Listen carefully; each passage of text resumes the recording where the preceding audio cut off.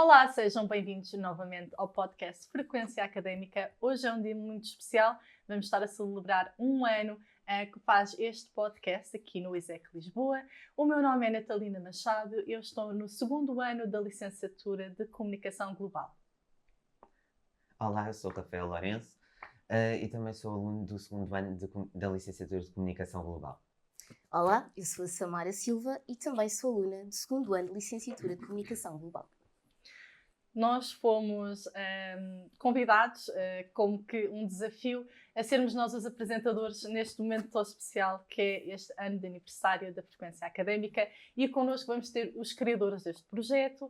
Temos então José Paulino, que é o autor e apresentador do podcast Frequência Académica. Temos a coautora a Rita Pepe e também Paula Simões, do Gabinete de Comunicação, e que faz a parte de grafismo e de partilha nas redes sociais. Vamos então começar com a primeira pergunta, que vai ser para José Paulino, que é: como surgiu a ideia de criar este podcast? Na verdade, a ideia já tem algum tempo. Diria em 2023. Eu sempre gostei de contar histórias e na altura estava a fazer um mestrado em jornalismo e comecei a ganhar o gosto pela multimédia. Então pensei em desenvolver um projeto nessa área. E pensei em algo que pudesse também ser bom para o ISEC. Então pensei nisso, no podcast, que era uma coisa que não havia no ISEC. Por um lado era algo que eu gostava de fazer, por outro lado era bom também para o ISEC, de dar a conhecer o nome do ISEC também. Falei com a Rita. Na altura pensámos em envolver os alunos de Erasmus. A Rita que trouxe uma série de ideias novas ao projeto, desenvolvemos o projeto. Apresentámos o projeto à direção, entretanto foi aprovado e depois chateámos a Paula para ela criar a imagem, o logo do podcast e a parte gráfica e pronto, e foi assim que nasceu o projeto. Próxima pergunta vai para a Rita Pepe. Qual é que foi o episódio que acha que foi mais marcante em si e quais são as diferenças que nota entre este episódio e o primeiro episódio que gravaram? O episódio que eu mais gostei, portanto, a título pessoal, eu diria, que gostei particularmente do episódio da professora Isabel Baltazar. Mas a título particular, aqui as questões, efetivamente nós, estando no ISEC Lisboa, temos este contacto com os docentes e efetivamente aqui a capacidade dela captar os estudantes e o gosto que ela tem pela profissão é algo que me deixou muito contente e me deu muito prazer fazer aquele podcast em particular. As diferenças, efetivamente, acho que passam muito por o crescimento que nós sentimos, interno, o crescimento da envolvência cada vez de mais estruturas do ISEC, agora a vossa, que é fantástica, e acho que isso é o que nos dá mais prazer, na realidade, é ver que isto começou num café, à tarde, com colegas de trabalho, em conversas muito, muito simples, e acabou por surgir esta ideia fantástica em que hoje já faz um ano e temos a oportunidade de vos ter aqui sentados. Agora, uma questão novamente para José Paulino, relativamente... Estás a ser massacrado, mas sabe toda a gente. Agora é assim. Pronto, no início, também quando criaram aqui o podcast, vocês tinham a ideia da dimensão que iria se tornar, ou inicialmente, pronto, como a Rita Pepe referiu, foi uma ideia simples que aconteceu e se calhar deixaram ir e ver no que é que poderia chegar? Inicialmente não tinha noção da dimensão. Eu assumi que iria ter algum interesse por parte dos alunos, porque era algo que não havia no ISEC. E os alunos, e como isto envolvia alunos, docentes e também parceiros do ISEC, achei que ia esperar interesse junto dos alunos, mas não tinha ideia, noção. Portanto, foi um projeto, tipo, começar e vamos lá ver o que é que isto dá. No primeiro episódio, ou após o primeiro episódio, eu fiquei logo com uma ideia que, de facto, iria resultar, porque o feedback de alunos, de docentes, de estrutura, foi muito positivo. E, portanto, achei que, de facto, estávamos no caminho certo. E depois foi, como a Rita estava a dizer, a pouco e pouco desenvolvendo, criando novas ideias. Começámos com uma ideia que era dar a conhecer a comunidade académica, os alunos, os docentes e os parceiros. Entretanto, já evoluímos para fazer, como este, episódios especiais, efemérides, trazer pessoas de fora e, portanto, é um projeto que tem crescido bastante e que tem ainda muita margem para crescer. De seguida, mas agora descontraída, para a Paula. Se este podcast fosse uma disciplina da universidade, que nome teria e que nota acha que merecia no primeiro ano? Que nome teria? Epá, o nome é bem tramasta. Esta pergunta, assim fora... Nota, essa é fácil, não é? 20. Porque nota 20, Ah, como é óbvio, exigente. Não seja não é? 100. Nota 20. Agora, um nome para uma unidade curricular onde, não sei, talvez do desenvolvimento de... Ajuda-me aí, Paulino. De competências de comunicação. Iniciação às práticas de investigação, Sim. de comunicação. Deu projetos.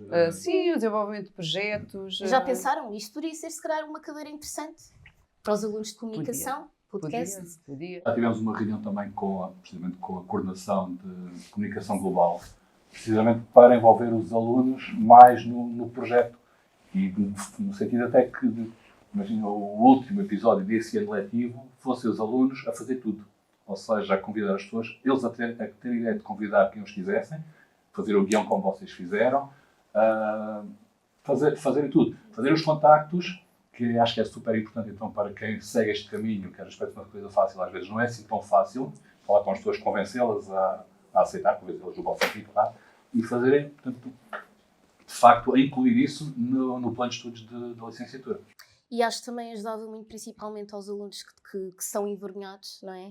A saírem um bocado da bolha, porque há uns que não têm assim tanta... Pronto, por serem envergonhados têm aquela timidez de não conseguir avançar e se calhar até poderia ajudar, não é? A desenvolver essa competência. E faz todo o sentido, havendo uma licenciatura nesta área. Até mais, pronto, outros cursos, como a Paulo estava a dizer, os alunos de multimédia fazem edição, ou têm feito edição, mas pronto, falamos de comunicação global, havendo uma licenciatura nesta área, havendo um projeto nesta área, faz todo o sentido os alunos participarem, porque é o futuro deles. É claro que nem todos vão... Até faz sentido haver uma sinergia aqui de cursos. Obviamente. Porque Vocês efetivamente precisarão uns dos outros em termos profissionais. Está tudo interligado. Exato, é isso. Há Exato. uma interligação. Aliás, a Escola de Artes tem muito essa continuidade e vocês percebem que vocês estão no segundo ano e certamente têm colegas que tiveram cá tirar o CETESP de Comunicação e Marketing e passaram para a licenciatura exatamente porque é um fio condutor e existe uma continuidade de estudos aqui no ISEC. Não há nada melhor do que nesta altura começarem, em bom português, a meter a mão na massa, não é? Porque vão depois para o mercado profissional com parte teórica, ok, é ótimo, não é? Mas se já tiver alguma experiência, tem muito mais facilidade de integração. Portanto, agora, para descontrair outra vez uma pergunta para a Paula Simões. Já percebi que eu sou descontraída. gosto. Não é desse. mentira. Vamos fazer um jogo rápido, dinâmico, muito direto, Sim. ok? Ok. Vivemos numa sociedade que comunica muito, mas escuta pouco? Sim. Porquê? Porquê? Porque somos bombardeados todos os dias com muita informação. Muita dessa informação... Por vezes cria ruído. Sim, muito ruído, enganosa, desinformação, muita desinformação. Estamos a atravessar um período crítico, que eu acho que é muito crítico mesmo a nível de comunicação, que é o uso da inteligência artificial a criar fake news. Elas já existiam quando o aparecimento das redes sociais e os fake news tiveram um impacto bastante grande na sociedade, talvez há 6 ou 7 anos, mas quando o boom mesmo do Instagram, do Facebook, do Twitter, agora a rede X, não é? Mas o que eu acho essencialmente é que muitas pessoas, principalmente, e não tirando aqui, ou não rotulando ninguém, mas as pessoas com mais idade, muitas não se apercebem, não é? Se o que estão a ver é real ou não é real. Não é? E depois há o outro problema também da nova geração, que consome tudo muito rapidamente e quer tudo na hora e não ouve. Lá está. Recebe muita informação, não é? Mas retê-la, não tem paciência para reter, não é? E para conter lá dentro e para ter a sua opinião própria. E é outro problema também grande a nível de comunicação. Portanto, tudo tem o lado bom e o lado mau. Como é óbvio, a internet, as redes sociais têm um lado muito bom. Aliás, não estaríamos aqui, não é? O nosso podcast não tinha galgado como galgou se não fosse a comunicação e disseminação através das redes e através das plataformas. Mas depois existe o outro lado, que tudo tem que ser consumido, não é? De uma maneira muito... Moderada. Exato, muito moderada e saber o que estamos a consumir. Ou seja, tem vindo a piorar, não é verdade? Acho que não podemos pensar assim. Não podemos pensar assim. Temos que pensar sempre que é para o nosso melhor. Temos é que saber usar o melhor do que das novas tecnologias, da inteligência artificial, como falei há pouco. Temos que saber usar o melhor e tirar partido porque é para melhorar, sempre. E o que é que acha dos alunos que usam inteligência artificial, não só os alunos, como também os profissionais? Eu acho que a inteligência artificial deve ser usada, lá está, como eu disse há pouco, com moderação e saber usar. O que eu acho que existe aqui falta é de uma literacia por parte tanto dos pais. Eu tenho 3 filhas e quando as vejo usar a inteligência artificial, eu própria tento com que elas a saibam usar, por parte dos professores. Porque eu acho que é um papel muito importante os professores ensinarem-vos a usar a inteligência artificial. Porque a inteligência artificial não pode ser só usar, lá está, sem responsabilidade, sem saber. E parte muito de quem forma as pessoas, e quem está a formar esta nova geração, que eu vou-te dizer que eu acabei o meu curso superior sem existir internet. Pensem nisso. Pensem nisso. Eu, para fazer um trabalho, ia para a biblioteca e lia. E muitas vezes não havia livros na área, quando eu tirei design, não havia livros na área do design, porque era uma área que não era muito, nem havia publicações, havia teses. Portanto, eu ia ler teses de outros alunos para a biblioteca. E trabalhos de outros alunos. Era esse o meu apoio. Hoje em dia, tu queres saber qualquer coisa, vais à internet e a internet dá-te tudo, dá-te a resposta. Não é? E o que eu acho que quem forma as novas gerações tem de ter muitas bases sobre a inteligência artificial para ensinar-vos a usar a inteligência artificial. Porque eu acho que sim, que a inteligência artificial veio para ficar e veio para nos ajudar. Não sei se posso só dizer uma coisa, intermeter-me ainda. Há pouco tempo um grupo de professores defendia a proibição do uso de inteligência artificial nas universidades. Diziam eles que está a ser usado de forma abusiva e que os alunos estão a tornar-se, frase deles, cretinos digitais. Eu acho que é preciso encontrar um ponto de equilíbrio. Porque a inteligência artificial está aí, não há como fugir, e é uma ferramenta ótima, mas depois é como a Paula estava a dizer, é preciso saber usá-la. Ou seja, a inteligência artificial não pode servir para nos substituir. E nós, como sabemos que a inteligência artificial faz por nós, então eu não vou sequer preocupar, não vou pensar como é que eu de fazer aquilo, porque a inteligência artificial faz. É preciso encontrar um ponto de equilíbrio. Fazer aqui uma pergunta novamente, se é Paulinho. Então, o excesso de informação pode ser prejudicial, como a falta dela, ou seja, ter um excesso de informação é importante e não importante ao mesmo tempo? Não, eu acho que o excesso de informação nunca é prejudicial. Nós devemos ter acesso ao máximo de informação possível. Depois nós temos de saber capitalizar essa informação, o que é importante, se calhar dar-lhe o tratamento que ela merece e aquela que não é tão importante, se calhar colocar em segundo plano. Mas acho que a informação é importante e quanto mais informação houver, melhor, ajuda-nos a decidir, ajuda-nos a tomar melhores decisões, tudo isso. Relativamente aqui também ao podcast, a nível dessa informação, porque já existem vários tipos de podcast, então se calhar focaram pontos mais na linha da marca do que é o ISEC em si, e se calhar foi a partir daí que construíram a narrativa para este podcast.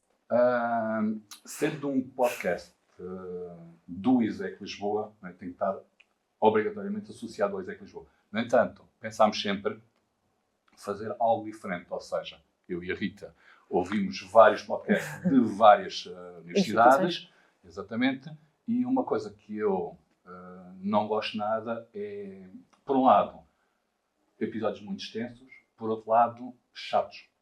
E não quer dizer que sejam todos, né? Não é estar aqui a julgar ninguém, mas muitos dos que eu ouvi eram sobre temas científicos, sobre isso. Eu, pessoalmente, espero que não me levem a mal, eu penso ouvir este podcast e ao fim de 10 minutos desligo. Pensou assim, Não é isso que eu quero ouvir. E, portanto, sendo que fomos nós a criar isto, fizemos algo que nós gostássemos. E, portanto, Sim. era aliar essa parte que não podíamos controlar, obviamente, mas dar a conhecer, ou seja, tornar isto em algo mais ligeiro. Dar a conhecer o que nós chamamos do lado B das pessoas. Ou seja, os alunos têm ali um professor, às vezes até que as pessoas com uma imagem mais rígida, não é? Mas nós queremos dar a conhecer que por trás daquela pessoa, não é? Há um ser humano que tem vida, que gosta de passear, que gosta de ir à praia, que gosta de correr, praticar desporto, ouvir música, e que não é assim aquela pessoa tão rígida, não é? E, portanto, foi um bocado a pensar nisso que criámos isto. Se posso adicionar também, acho que a criação do podcast foi efetivamente aqui não uma conversa, mas um conjunto. Portanto, isto não foi uma ideia que nós não emergimos cabeças e pensámos, vamos fazer assim. Passou por várias fases de evolução, passou por vários processos, várias ideias. Portanto, originalmente começou de um formato e acabou por ganhar vida noutro que fez muito mais sentido para nós. E acho que ele só chegou a este ponto porque efetivamente fizemos esta produção ambos. Fizemos-la juntos e depois adicionalmente com a Paula, daí ter criado algo tão positivo. Ela nasceu efetivamente de paixão, obviamente de comunicar, aqui nomeadamente do lado do Paulino, mas também da vertente de nós conseguirmos, como o Paulino diz, dar o lado B. Eu sou de uma área que é um bocadinho mais restrita neste sentido, portanto os docentes não têm tanta ligação direta connosco pela gênese da própria área do curso e da área técnica, e eu também sentia muito esta falta quando fui aluna e achava que seria super interessante ver, além da parte científica e tudo mais que efetivamente também é importante, ver que toda esta estrutura tem pessoas por trás e que os alunos também as devem conhecer e perceber que um dia, quando chegarem a esta posição ou outras, também vão ter que perceber a importância de darmos muito mais do que só a parte técnica, mas uma parte também um bocadinho humana e conhecermos todos um bocadinho melhor, que tem faltado muito ultimamente. Continuando, vamos aqui fazer uma pergunta ainda para a Rita Pérez. Ok. Acha que a comunicação nas redes sociais influencia mais do que a comunicação presencial hoje em dia? Depende. Eu posso fazer pedido de ajuda à Paula? Sim. 50-50. Exato. Estou a brincar. Eu vou falar, a Paula corrige-me. Ou não. Então, ou não, pronto, depois depende. Posso-te complementar. É verdade. Corrigir não, sim. Posso Complementar, é verdade. Acho que o digital tomou, como aqui no seguimento, apanhando um bocadinho o que a Paula disse há pouco, tomou uma grande parte das nossas vidas, nomeadamente aqui das gerações mais novas, esta comunicação mais rápida. No entanto, eu acho a comunicação presencial extremamente eficaz. Um desses exemplos é, por exemplo, vai acontecer daqui a pouco tempo a Futuralia, onde o ISEC Lisboa vai estar presente. Já estou a fazer publicidade adiantada. E a Paula corrigirá se efetivamente eu estiver errada, mas temos um grande volume ainda de alunos do ensino secundário que procura aquela feira pela questão presencial, para poder falar connosco, para tirar ansiedades, medos, receios. Porque, efetivamente, o digital dá-nos esta disseminação um bocadinho mais variada, nós conseguimos comunicar para vários grupos de uma forma mais eficaz, é um facto, portanto, ajudou, mas é um complemento, eu penso. Aqui a comunicação presencial aproxima-nos e isto é um bocadinho como se diz às vezes nas vertentes do sales e tudo mais, que é, nós podemos ter um produto fantástico, mas se não tivermos uma conexão, o produto não acaba por sair. No caso, não é um produto, estamos a falar de uma instituição de ensino superior e que este percurso para vocês causa, efetivamente, dúvidas técnicas, que podem ser esclarecidas desta forma digital, mas também cria aqui questões de ansiedades e de tudo mais o que vem acessório a este novo percurso, e isto pode ser tirado com o presencial. Portanto, acho que é um complemento, na realidade, e é importante aliarmos os dois, e nunca esquecermos de nenhum quem é comunicador neste novo mundo que agora temos mais globalizado. Sim. E a próxima questão é também para a Rita Pepe. Agora, dá para o cara José Paulino, agora a Rita Pepe. A comunicação de hoje, não sei se acredita que aproxima mais as pessoas ou que cria divisões, ou se ambas. Eu acho que a comunicação tende sempre a aproximar-nos. Seja para o menos positivo ou para o mais positivo. A ideia da comunicação é chegarmos a alguém, é conseguirmos tocar em alguém. Portanto, desta forma, eu acredito que ela nos aproxima sempre. A forma ou os porquês dela ser realizada, ou os seus alicerces, podem ser mais ou menos negativos. Isto é discutível e depende da mensagem que passamos. No seguimento do que a Paula disse de fake news, as fake news são efetivamente uma questão muito problemática hoje em dia, mas o objetivo delas continua a ser o mesmo, continua a ser aproximar grupos, fazer secções. Agora, que efetivamente existe aqui uma sociedade que pode estar um bocadinho mais seccionada, em parte sim, em parte não. Hoje temos um mundo mais global que alguma vez tivemos. Estando na área de relações internacionais, nunca estivemos tão ligados em projetos internacionais com todas as partes do mundo como estamos hoje em dia. Portanto, em regra geral, acho que nos aproxima, não querendo limitar ao que se passa atualmente. Não querendo interromper, ou seja, acha que existe a empatia aí dentro dessa vertente, onde isso... Olhem por isso. Eu acho que a empatia não se perdeu por causa da comunicação. Acho que são dois fatores muito, muito distintos. As questões de empatia e tudo mais que nós podemos atestar hoje em dia como não estando, ou nós podemos ver que hoje em dia podem não estar tão presentes como estavam anteriormente, tem a ver com o facto de nós estarmos a lidar com dinâmicas completamente diferentes das nossas, que são difíceis de entendermos.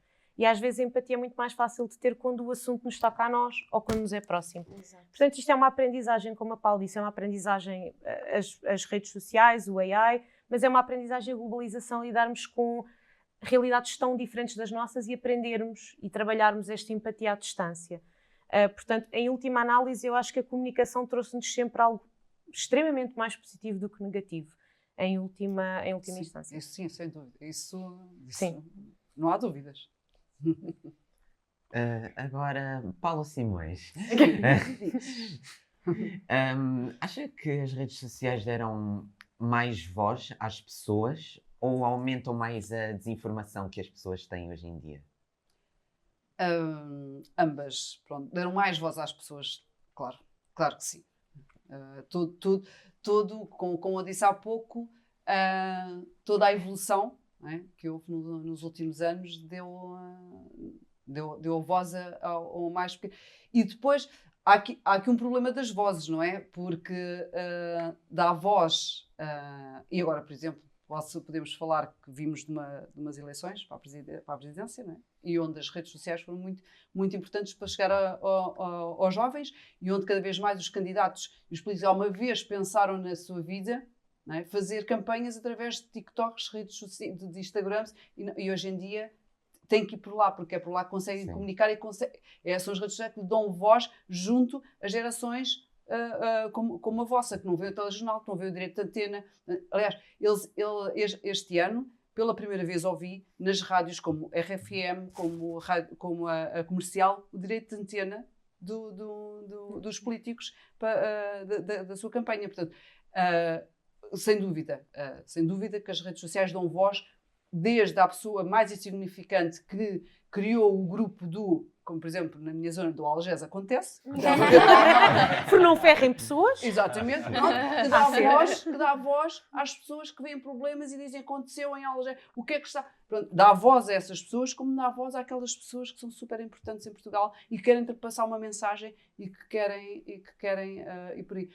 Agora, em relação ao resto que disseste de trazer é um bocado o que o Paulinho há bocado dizia, a informação não quer demais. Nós é que temos que saber filtrá-la, não é? É que temos que saber, voltamos outra vez àquela parte, não é?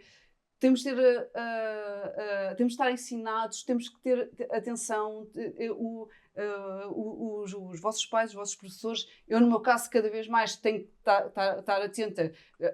Claro que te aprendo todos os dias, mas já não tenho alguém que me esteja a tutoriar. Tenho que estar mais atenta e a perceber-me o que é que está a acontecer, o que é que está a acontecer no mundo a nível digital e o que é que... Isto é mesmo verdade? Não, isto se calhar não é verdade. Pronto.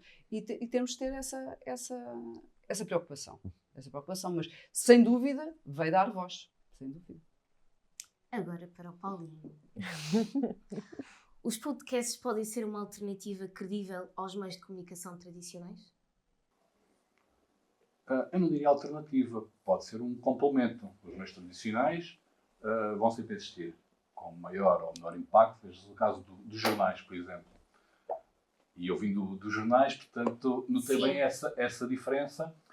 Há uns anos tinham um impacto e hoje em dia é quase residual. A maioria das pessoas, deixa-vos perguntar, quantos jornais é que vocês Não costumam? lemos, mas os, Eu, as pessoas, digitalmente, as Claro, sim. pessoas de Claro. maior idade, não é? Numa aplicação. Exatamente. Portanto, o papel que começa a perder peso, há muito tempo, aliás, mas e com as novas tecnologias é natural que projetos como o podcast e outros, né, que ganhem maior dimensão. Mas acho que nunca será alternativa, será sim um complemento. Portanto, agora vamos fazer um jogo como se a comunicação fosse um objeto. Portanto, cada um agora vai dizer ou representar, dar uma opinião, se fosse um objeto físico ou simbólico, e terão cerca de 30 a 40 segundos para explicar a vossa escolha. E fui apanhados. Então seria o mapa mundo. Porque a comunicação permite que todas as pessoas, a nível global, estejam interligadas. Não só a nível de informação, mais social, mas a própria comunicação diária. Uma pessoa pode estar aqui no ISEC e outra na China e estamos a comunicar no momento. Portanto, permite uma interligação, uma sintonia de ideias. Eu posso estar a ter uma reunião com uma pessoa que está a milhares de quilómetros e estamos a dialogar e a falar em videochamada. Portanto, seria sim, o mapa mundo no sentido global, de estar e de interligar por todas as pessoas. Vocês sabem que eu sou a pior pessoa porque eu não sou esta área. Não é um objeto. Quer dizer, é um objeto, pode ser um objeto, mas eu vou puxar a brasa à minha sardinha e vou dizer um globo. Ok. Ok? Sim. Pronto.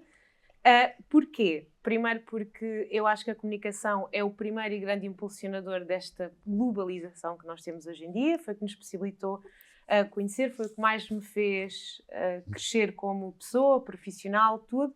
E, na realidade, é a minha grande paixão académica, portanto, e o que eu faço profissionalmente. Portanto, sim, o globo, eu diria que como objeto existe um globo, mas o mundo. Lindo, lindo. Estás a ver, o mundo é pequeno. Pá. Para mim, a primeira coisa que me vem à cabeça é o microfone. Porquê? Porque dissemina. Portanto, eu falo, aliás, ele está aqui, não é? Eu falo e ele dissemina. As pessoas ouvem. Ouvem, exato, sim. Ele Vamos sente para uma as palestra, intenções, exato. não é? Precisamos de microfone e Amplia. o que estás a falar, portanto, acaba por ser disseminado. E dá-te a voz, pronto, que é preciso na comunicação. Até à pessoa mais envergonhada, Insignificante. Ajuda. não é? Se tiver um microfone, a voz dela vai chegar ao fundo da sala. Obrigada. Era só isto. Foi diferente. E agora, uma pergunta final aqui para Paula Simões.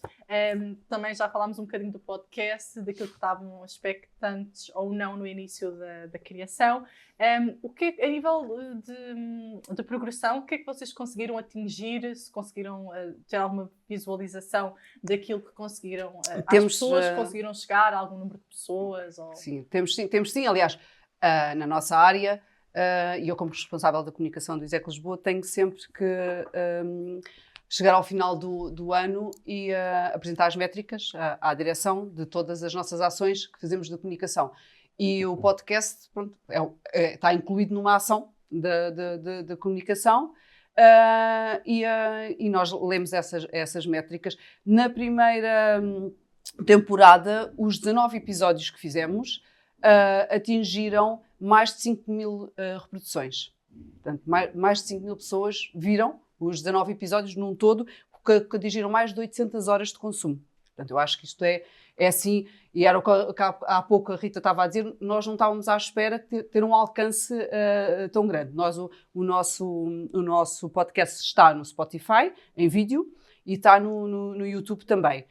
Curiosamente, no YouTube, já tivemos duas situações, uma da primeira temporada que foi com um parceiro da aeronáutica, que foi o piloto José Correia Guedes, que é bastante conhecido também no meio, portanto, daí julgo também ter acontecido esse boom, mas tivemos mais de 1500 visualizações nesse episódio. E agora, nesta segunda temporada, que já lançámos o episódio 31, já está no ar, temos um parceiro de energias renováveis que ultrapassou as 2000 visualizações no YouTube. Portanto, estamos a manter as métricas, estamos a manter o alcance.